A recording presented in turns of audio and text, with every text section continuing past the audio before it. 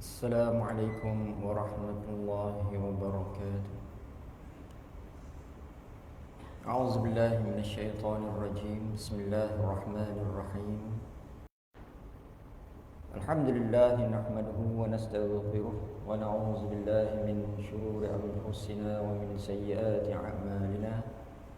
من يهده الله فلا مضل له ومن يضلله فلا هادي له. أشهد أن لا إله إلا الله وأشهد أن محمد رسول الله. Wassalatu wassalamu. Ramadan ataupun puasa teramat banyak, yang mana kalau kita nak tulis artikel ini mungkin lebih daripada 30 kalau kita merujuk akan hadis dan juga Al-Quran. Ini menunjukkan kelebihan kemuliaan Ramadan dan juga puasa di dalam bulan Ramadan dan apa sahaja yang berkaitan dengan Ramadan. Yang mana seperti yang kita semua maklumi, di antara kelebihan yang utama Ramadan itu adalah yakni turunnya Al-Quran pada bulan Ramadan. Syahrul Ramadan alladhi unzila fihi Al-Quran. Yani Al-Quran itu jelas Allah Ta'ala menyebut diturunkan di dalam bulan Ramadan. Yang mana kata ulama, andai kata satu perkara itu pun sudah memadai Ramadan itu mulia, penuh berkatan. Ini dengan sebab penurunan Al-Quran itu sudah cukup untuk Ramadan itu dimuliakan oleh Allah.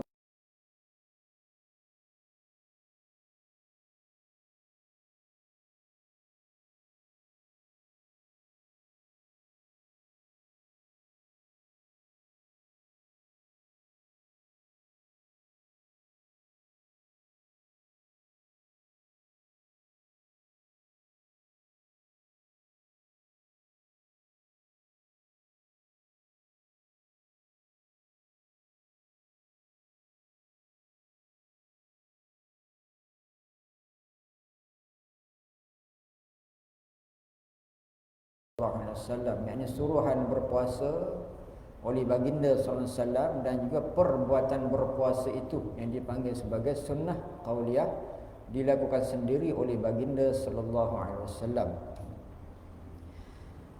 Dan seperti mana yang kita sebutkan tadi, yakni tajuk tazkirah pada tengah hari ini, yakni dua kegembiraan bagi orang yang berpuasa. Yang ini orang yang berpuasa dia akan mendapat dua kegembiraan. Yang mana kita mulai dengan artikel ini dengan firman Allah Subhanahu wa taala, "Yauma ya'ti la takallamu nafsun illa biiznih, minhum syaqiyyun wa sa'id." Surah Hud ayat 105 yang bermaksud dikala datang hari itu tidak ada seorang pun yang berbicara melainkan dengan izin, maka di antara mereka ada yang cela dan ada yang berbahagia. Hari itu hari bila? Hari di Yaumul Mahsyar. Hari kita semua dibangkitkan di padang mahsyar, ataupun dinamakan sebagai Yaumul Hisab, hari dihisab, ataupun hari ditimbang, Yaumul Mizan. Ini mahsyar ataupun kiamat ini dia banyak nama. Ini menunjukkan akan apa yang akan berlaku di sana. Sama ada dengan berlakunya peristiwa timbang amalan, yakni dipanggil Yaumul Mizan, ataupun dengan hisab amalan kita, Yaumul Hisab, ataupun dengan sebab berhimpunnya manusia di mahsyar, Yaumul Hasyar. Itu nama-nama bagi hari kiamat, yakni di mahsyar ada banyak nama. Ini menunjukkan apa? Dengan sebab berlakunya peristiwa-peristiwa itu dan disebut nama berdasarkan peristiwa.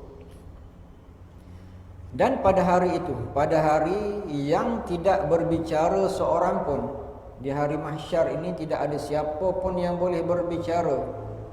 Hatta insan yang dekat dengan Allah, para nabi, para rasul pun tidak berbicara.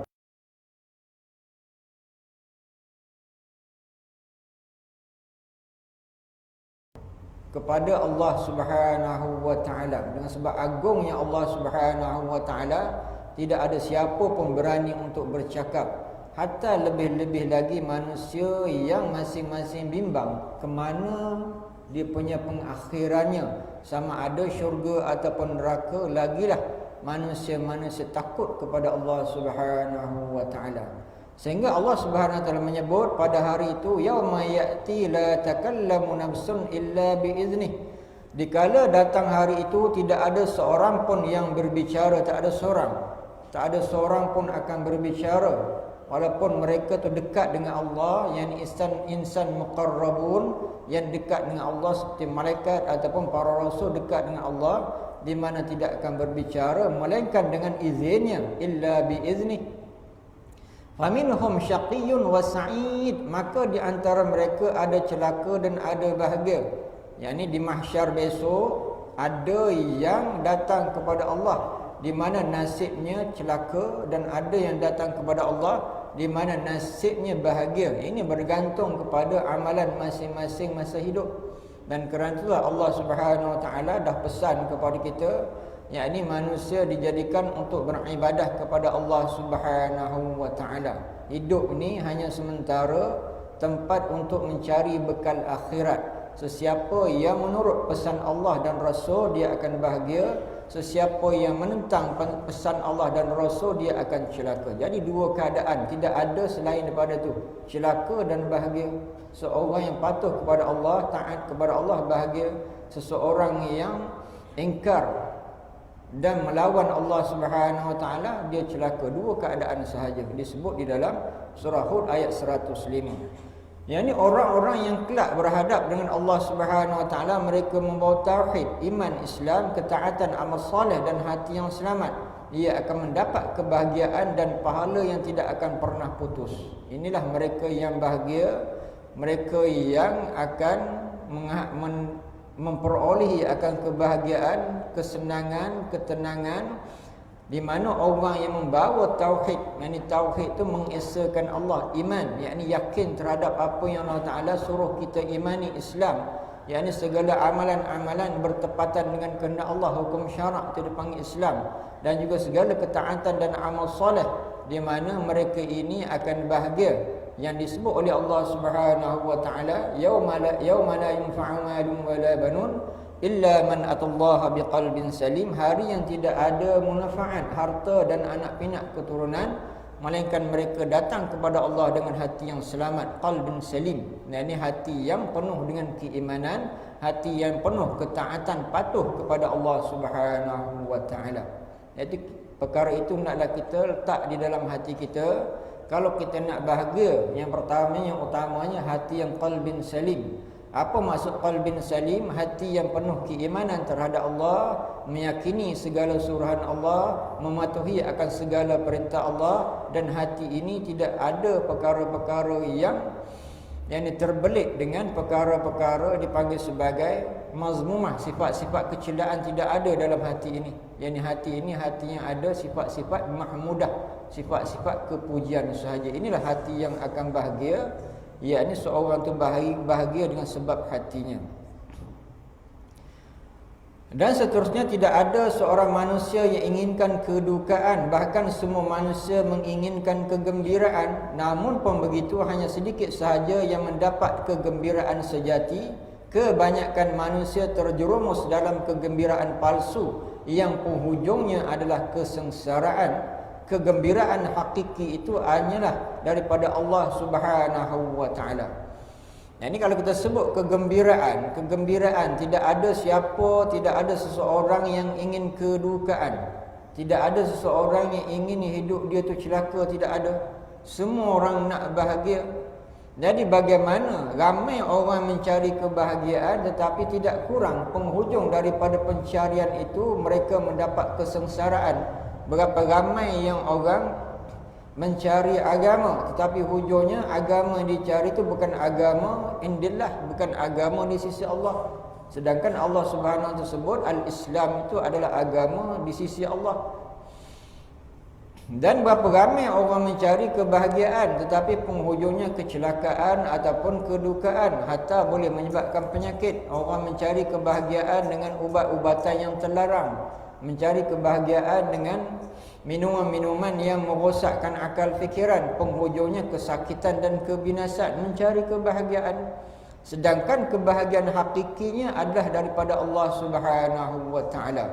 Apa yang Allah Taala suruh itulah kebahagiaan. Apa yang Allah Ta'ala larang itulah kedukaan dan juga kecelakaan. Jadi kita ulang. Kebahagiaan yang hakiki adalah daripada Allah Subhanahu wa Ta'ala. Apa yang Allah Ta'ala suruh dan Rasul suruh itulah kebahagiaan yang hakiki. Apa yang dilarang oleh Allah dan Rasulnya itulah kecelakaan, kedukaan yang sebenarnya. Sesiapa yang melawan suruhan Allah, menentang suruhan Nabi-Nya, hujungnya dia akan mendapat kesengsaraan. Kalau tidak di dunia, di akhirat pasti akan sengsara. Dan kadang-kadang berlaku kesengsaraan tu di dunia dan akhirat. Apabila seseorang itu menentang Allah, tidak taat kepada Allah, tidak taat kepada Rasul.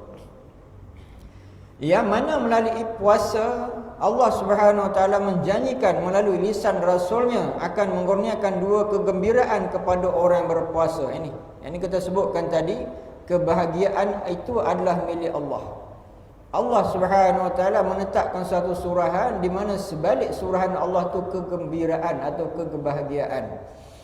Dan di antara kegembiraan atau kebahagiaan yakni dengan berpuasa. Ini jelas disebut oleh Rasulullah sallallahu alaihi wasallam, hadis yang berbunyi an Abi Hurairah radhiyallahu anhu qala Rasulullah sallallahu alaihi wasallam lis-shaim farhatani yafrahuma idza afrada faraha wa idza laqiya rabbahu fariha bi shaumihi muttafaqun alaih. Di mana hadis ini direkodkan oleh ulama-ulama hadis dan di antaranya adalah direkodkan oleh Imam Bukhari pada hadis nombor 1904. Yang bermaksud hadis yang diriwayatkan oleh Abu Hurairah yang bermaksud Rasulullah SAW bersabda, bagi orang yang berpuasa yakni menjaga sunnah dan adabnya akan mendapat dua kegembiraan yang dia akan gembira dengan keduanya. Yang pertama, apabila berbuka dia bergembira dapat melaksanakan puasa. Yang kedua, apabila berjumpa dengan Rabb-Nya, dengan Allah Subhanahu Wa Taala, bila di hari yang kita tidak dibenarkan bercakap, di mana di Yaumul Mahsyar. Dan gembira disebabkan ibadah puasanya itu. Hadis muttafaqun alaih, di mana saya petik daripada hadis yang direkodkan oleh Imam Bukhari. Jadi kita ulang masuk hadis ini, yakni dua kegembiraan bagi orang yang berpuasa. Puasa yang macam mana? Puasa dengan menjaga sunnah dan adab. Nah, ini apa dia masukkan sunnah sini? Sunnah yang dilakukan oleh Rasulullah SAW terhadap puasa. Dan adab tu adab puasa. Bagaimana adab puasa? Yakni menjaga anggota luar kita. Nah, ini anggota zahir tu ada 7. Kalau kita belajar ilmu tasawuf, ada 7 anggota yang perlu dijaga. 7 anggota luar inilah yang memberi kesan baik dan buruk kepada hati. 7 anggota luar inilah yang ini boleh berlaku maksiat dan ketaatan kepada Allah. Apa? Mata. Yang pertama mata. Yang kedua telinga. Yang ketiga mulut. Yang keempat tangan. Yang kelima perut. Yang keenam faraj ataupun kemaluan. Yang ketujuh adalah kaki. Ini 7 anggota pelengkap hidup manusia. Dan 7 anggota inilah manusia gunakan untuk mencari habuan hidup. Dan 7 anggota inilah manusia boleh melakukan untuk melakukan ibadah kepada Allah. Dengan 7 anggota inilah manusia boleh bertaat kepada Allah. Jadi mana apa kaitan dengan puasa? Ini menjaga adab puasa dengan menjaga 7 anggota ini. Jaga mata daripada perkara yang haram. Jaga telinga daripada mendengar perkara yang haram. Jaga mulut daripada memperkatakan benda yang haram, mengumpat fitnah dan sebagainya. Jaga tangan daripada mempergunakan, mengambil, menyentuh benda yang haram. Jaga kaki daripada menuju kepada benda-benda yang haram. Jaga perut daripada menelan, memakan benda yang haram. Jaga faraj daripada berzina, benda yang haram, ataupun beronani, itu haram. Jadi 7 perkara nak dijaga di dalam bulan Ramadan. Masa kita berpuasa ini, adab kita berpuasa. Apakah dalam bulan Ramadan sahaja kita jaga 7 anggota tu? Tidak. Bulan yang lain bila-bila saat pun kita jaga 7 anggota ini. Lebih-lebih lagi masa kita berpuasa. Ini adab kita berpuasa. Ini dipanggil sebagai apa? Yang ini puasa khawas. Jadi puasa ni Imam Al-Ghazali bahagi kepada 3. Puasa awam. Puasa orang awam ni dia tak makan, tak minum, tak jimat di siang hari. Tapi dia tidak jaga anggota yang 7 tadi. Di mana kita nak naik satu tingkat, kita naik kepada tingkat khawas, iaitu puasa orang yang khusus. Kita tak nak jadi puasa orang awam. Puasa orang awam ni kata Rasulullah SAW, puasa yang hanya tak makan tak minum, lapar dahaga tapi tak berpahala. Sebab dia tak jaga 7 anggota tadi. 7 anggota tu kita nak jaga. Di mana kita akan duduk peringkat orang yang khawas, orang yang khusus. Senang saja. Yang ni nak jadi orang khusus, orang yang khawas, jaga 7 anggota itu. Dan kita nak jadi orang khusus fil khusus, yang khusus di dalam khusus, peringkat yang tinggi. Yang ini jaga 7 anggota dan juga jaga hati kita. Jangan ada perasaan buruk kepada orang. Jangan ada dalam hati kita ni su'uzzan. Jangan ada dalam hati kita ini cenderung kepada kerosakan atau maksiat, teringin nak buat maksiat. Jangan, jaga hati kita, fokus kepada Allah Subhanahu wa taala. Hatta dalam perkara khawas fil khawas ini, yakni janganlah ada dalam hati kita tu nak tengok makan aja. Kan bulan puasa ni tak banyak kerja kadang-kadang. Kita pun ada smartphone, ada telefon, kadang macam-macam boleh kita tengok. Dah kerja tak banyak, pagi sampai petang tengok menu makanan. Jadi tak baik. Puasa orang yang khawas fil khawas tak baik. Kita nak tengok makanan sahaja. Yang ni mengganggu perasaan kita. Hendaklah kita jaga, walaupun tengok makanan tu tidak haram, harus tengok makanan. Tapi dalam kedudukan taraf atau martabat khawas fil khawas, melihat makanan tu tidak baik. Sebab kita ni nak jaga mata kita daripada ada perasaan kepada makanan. Kita boleh tengok makanan bila? Apabila kita berbuka puasa, itu cantik. Jangan kita ni pada pagi sampai petang, kerja kita tu tengok makanan, tengok menu makanan. Kalau pergi bazar Ramadan, tawaf daripada tempat masuk sampai keluar, tengok tawaf semua makanan, tidak cantik. Di mana hati kita akan terganggu dengan perasaan nafsu untuk makan. Ini adalah merupakan adab dan sunnah nak jaga. Kita nak puasa kita diterima oleh Allah, adab dan sunnah puasa itu kita kena jaga. Yang ini adab yang kita sebutkan tadi, anggota 7 tu dijaga. Dan juga tambah anggota hati kita agar tidak tertarik dengan keduniaan, agar kita ni fokus kepada ibadah puasa. Di mana dalam keadaan itu, apabila kita puasa menjaga,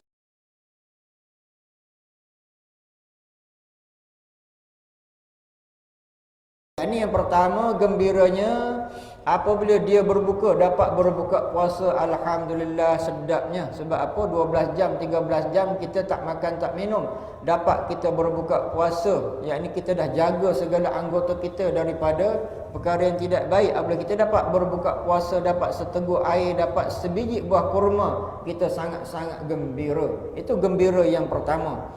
Yang kedua, gembira yang kedua, seorang itu bertemu dengan Allah. Sebab apa? Puasa ini Allah Subhanahu Wa Taala tak sebut berapa banyak yang dia akan beri kepada kita, bergantung kepada penjagaan adab dan sunnah puasa tadi. Seseorang yang betul-betul menjaga sunnah dan adab puasa itu tadi, dia akan mendapat pahalanya yang maksimal, pahala yang penuh. Kita tak tahu bagaimana puasa kita dinilai oleh Allah, sama ada penuh tidak, bergantung kepada apa yang kita jaga. Dan ini adab dan sunnah tu kita jaga. Di mana hakikat kesemua tu Allah Ta'ala tahu. Yusirruna wa ma yu'linun. Kita ni Allah Ta'ala tahu apa yang kita sirkan dan juga kita yu'la, apa yang kita sembunyikan dan apa kita nyatakan. Itu adalah ilmu Allah. Di mana di hari akhirat besoklah kita semua akan melihat pahala puasa kita. Banyak mana Allah Ta'ala tak sebut di dunia. Di mana amalan-amalan setengah amalan Allah Ta'ala sebut. Kita datang solat berjamaah, ada disebut oleh Rasulnya 27, ada disebut 25. Amalan-amalan yang lain, contohnya baca Al-Quran, yakni satu huruf dapat satu kebajikan. Satu kebajikan nisbahnya 10. Manja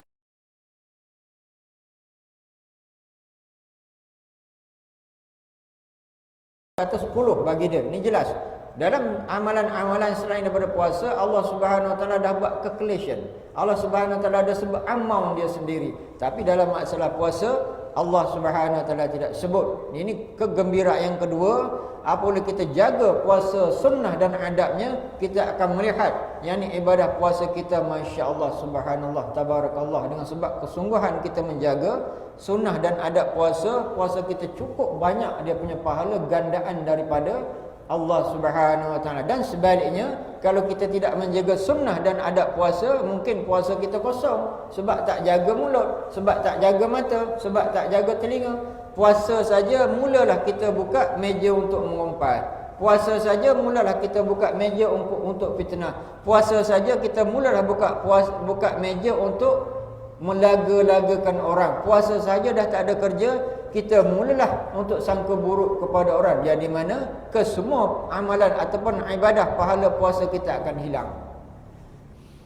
Dalam hadis di atas, Rasulullah menyebutkan bahawa orang berpuasa akan mendapat dua kegembiraan, iaitu ketika berpuasa dan ketika dia bertemu dengan Allah Subhanahu Wa Taala kelak. Di mana banyak lagi dia punya kenyataan di sini, masa pun tak banyak. Kita zuhur berapa?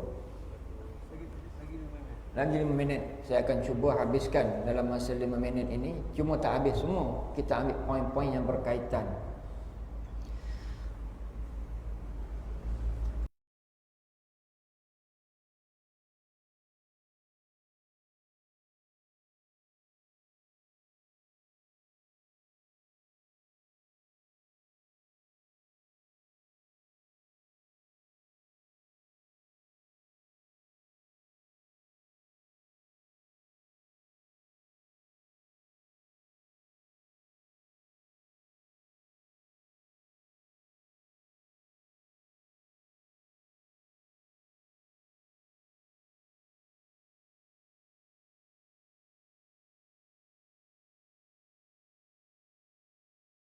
Kita buat di mana kita akan mendapat pahalanya. Dan kalau kita buat banyak ibadah yang amal yang soleh, sudah tentulah banyak pahala di sisi Allah. Dan andai kata kita melakukan satu kesalahan di mana jalan yang terbaik, wastaghfirullah, maka minta ampunlah kepada Allah. Innallaha ghafurur rahim. Dah. Dia tazkirah Jumaat ni kita nak hati-hati dengan waktu. 5 minit insya-Allah. Orang yang berpuasa akan memperolehi dua kegembiraan. Kita ulang, di dunia dan di akhirat. Kegembiraan di dunia bagi seorang yang berpuasa ialah apabila di saat ia berbuka puasa, di mana di waktu itu ia dapat makan dan minum, sedangkan perbuatan itu dilarang sama sekali semasa sedang berpuasa. Hal ini adalah merupakan fitrah manusia yang apabila telah lama tidak dapat makan makanan atau meneguk minuman, sudah tentu ia akan bergembira bila dapat makan atau dapat minuman. Apatah lagi jika perutnya dalam keadaan lapar dan kerongkongannya dalam keadaan sangat dahaga. Justru itu tidak aneh jika ada doa seperti berikut. Ini kita faham, fitrah manusia ni, masa kita tidak ada makanan ataupun kita lapar dan dahaga, kita mengharapkan ada makanan dan juga minuman. Dan lebih-lebih lagi puasa lah. Puasa ni kita lakukan dengan sebab apa? Dengan keimanan kepada Allah. Walaupun orang tak tengok, walaupun kita di tempat yang gelap sunyi, dalam tempat yang tertutup, dengan di atas keyakinan Allah Subhanahu Wa Taala melihat perbuatan kita, kita berpuasa. Dan dalam keadaan kita menjaga tak makan tak minum, itu sudah tentulah fitrah sebagai manusia akan lapar, akan haus. Walaupun di depan kita ada air, boleh kita minum, orang tak nampak. Makanan ada di depan kita, boleh kita makan, orang tak nampak. Tapi di atas keimanan kepada Allah Subhanahu Wa Taala kita jaga. Yang kita mengharapkan apa? Mengharap bertemu dengan Allah Subhanahu Wa Taala. Justru itu ada satu doa yang dibaca oleh Rasulullah, satu kalimah yang dibaca oleh Nabi SAW apabila beliau nak berbuka puasa, di mana kata Rasulullah, "Zahaba dham'a wa batalatil uruq wa sabatil ajru insyaallah." Telah hilang dahaga, urat-urat telah basah dan telah diraih pahala insyaallah. Ini kalimah yang dibaca oleh Rasulullah apabila baginda SAW berbuka puasa. Dan hadis diriwayatkan oleh Imam Abu Daud 2357. Jadi tuan-tuan boleh amal apabila nak berbuka puasa, bacalah amalan ini. Zahaba dham'u wa batalatil uruq wa sabatil ajru insyaallah. Telah hilang dahaga, urat-urat telah basah dan telah diraih pahala insyaallah. Ini amalan yang diamalkan oleh Rasulullah. Dan mudah-mudahan apa yang kita kongsikan pada hari ini dapatlah manfaat kepada kita insya-Allah. A'udzubillahi minasyaitonirrajim. Bismillahirrahmanirrahim. Alhamdulillahirabbil alamin. Allahumma arinal haqqa haqqan warzuqna ittiba'ahu wa arinal batila batilan warzuqna ijtinabah. Allahumma fa'alna bima 'allamtana waj'alna min 'ibadikas shalihin. Wa sallallahu ala sayyidina Muhammadin wa ala alihi wa sahbihi wasallam. Alhamdulillahirabbil alamin. Aqulu qawli hadza wa astaghfirullahal azim li wa lakum wa lisairil muslimin wal muslimat fastaghfiruh innahu huwal ghafurur rahim. Assalamu alaikum warahmatullahi